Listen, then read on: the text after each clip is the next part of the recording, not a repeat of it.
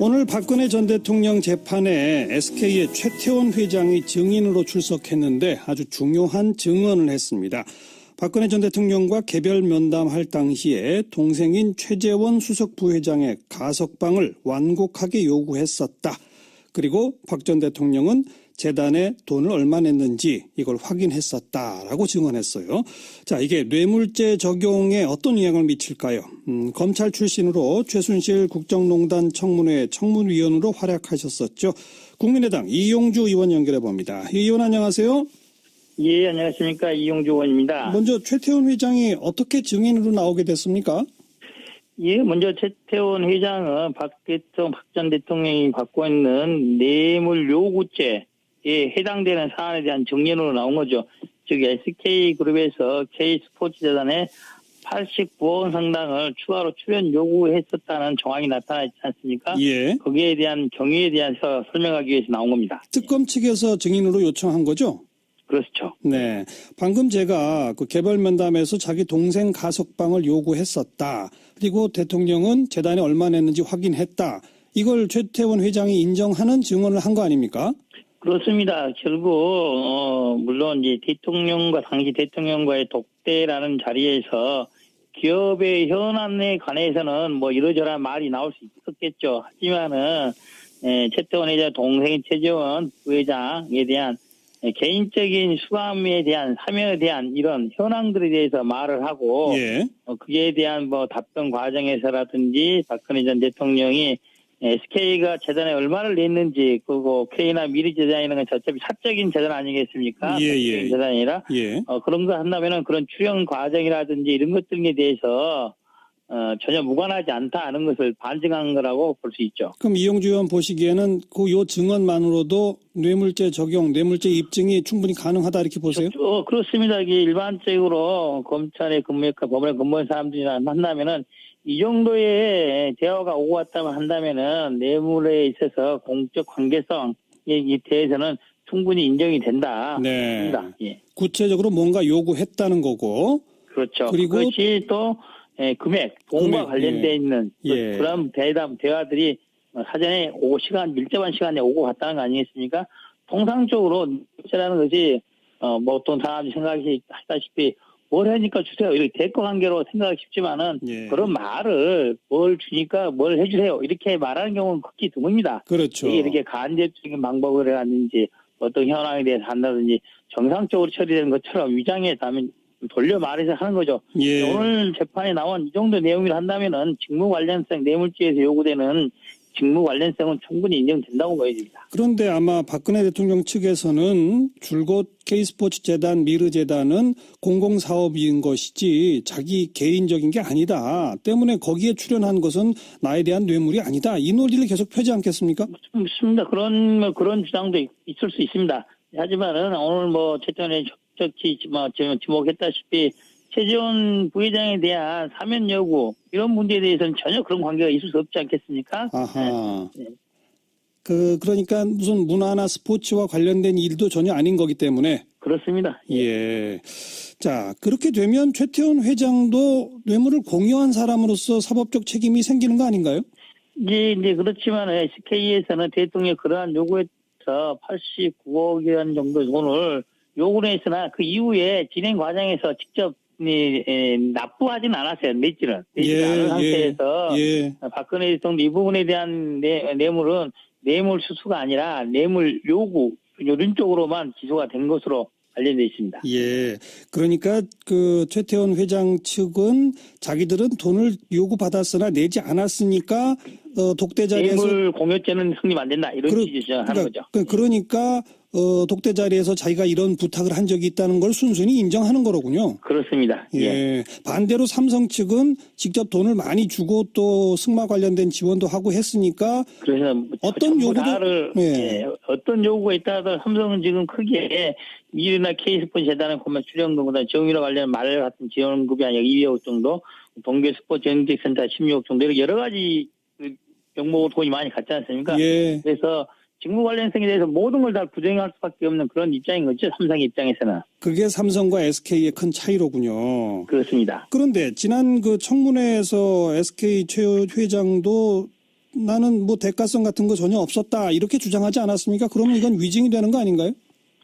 대가성이라는 부분들은 이제 법적인 용어이기 때문에 꼭 뭐 대가성이 막연하게 남아도 마음속으로는 이것을 잘해주면 이걸 해주겠다. 뭐 이걸 잘해주면은 뭐 청와대에서 사면의 선처가 있겠지 않겠냐라고 생각하는 것과 예. 내가 이걸 해주기 때문에 사면을 해주지 않겠냐 대가 관계라고 생각하는 것은 조금은 다르게 평가될 수 있습니다. 그래서 위증죄 성립 여부에 대해서는 조금 더 논의를 해봐야 될 것입니다. 네.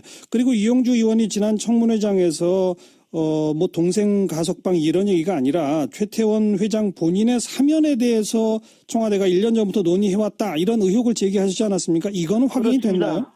그렇죠. 그것도 명확히 확인이 된 게 최태원 회장이 2014년 4월 달에 대법원에서 징역 4년으로 확정받고 구속 수감돼서 처벌을 받고 있는 상태였죠. 예. 그런데 2014년 9월 26일자 김영한 전 민정수석의 다이어리 업무일지에 보면 이런 방안들이 나와 있어요.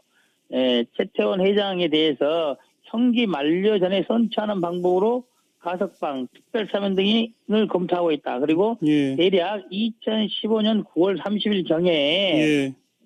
가능한 날짜다라고 했습니다. 그런데 실제로 최태원 회장이 그 업무일지가 작성된 1년 후에 2015년 8월 14일 광복절 특별사면으로 출소하게 됩니다. 예. 즉 1년 전에 논의됐던 1년 후에 그대로 실행된 거죠. 즉 2014년 9월부터 최태원 회장의 사면에 대한 로비 등이 청와대 내에서 논의되고 있었던 게 명확히 나타나고 있는 거죠. 네. 그런 업무일지적 같은 그 증거 자료에다가 오늘의 최태원 회장 증언까지를 합하면 뇌물죄 입증 적용은 훨씬 더 확고해진다. 이 말씀이로군요. 그렇습니다. 네. 여기까지 말씀 듣겠습니다. 고맙습니다. 예, 감사합니다. 국민의당 이용주 의원이었습니다.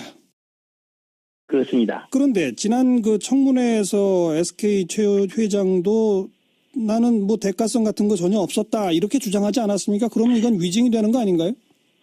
대가성이라는 부분들은 이제 법적인 용어이기 때문에 꼭 뭐 대가성이 막연하게 남아도 마음속으로는 이것을 잘해주면 이걸 해주겠다. 뭐 이걸 잘해주면은 뭐 청와대에서 사면의 선처가 있겠지 않겠냐라고 생각하는 것과 예. 내가 이걸 해주기 때문에 사면을 해주지 않겠냐 대가 관계라고 생각하는 것은 조금은 다르게 평가될 수 있습니다. 그래서 위증죄 성립 여부에 대해서는 조금 더 논의를 해봐야 될 것입니다. 네. 그리고 이용주 의원이 지난 청문회장에서 뭐 동생 가석방 이런 얘기가 아니라 최태원 회장 본인의 사면에 대해서 청와대가 1년 전부터 논의해왔다 이런 의혹을 제기하시지 않았습니까? 이거는 확인이 그렇습니다. 됐나요?